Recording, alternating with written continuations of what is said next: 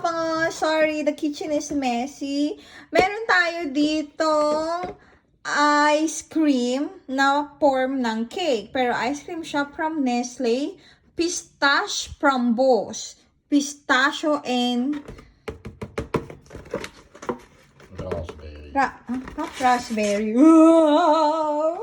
Ang sabi dito ay 7 to 8 parts daw. Pero ayan siya. Ang cute niya, di ba?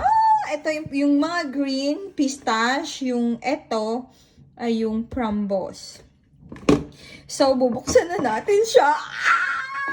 Buksan na natin. Nagadikit-dikit man siya. Ang cute. Ay! Mukhang masarap siya, no? Looks yummy. Super frozen. So, ikakat ko na siya. At ilalagay natin sa plate. So, like this. Yan. Cut natin na parang ice cream. Na parang cake pala. Oh my God. Ouch. Super frozen. And it looks yummy. Oh. Wow, kung ano yung design, ayun din siya, no? Ayan siya. Wow, nice. Lagay na natin siya.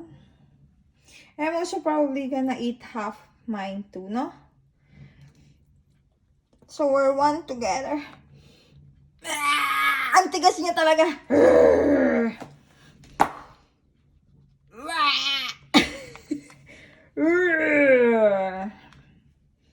So we put this here.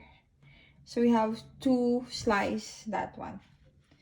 Ito na yung natira. Na may Nestle na ganyan. Tapos ayan. So, ayun lang. Bye!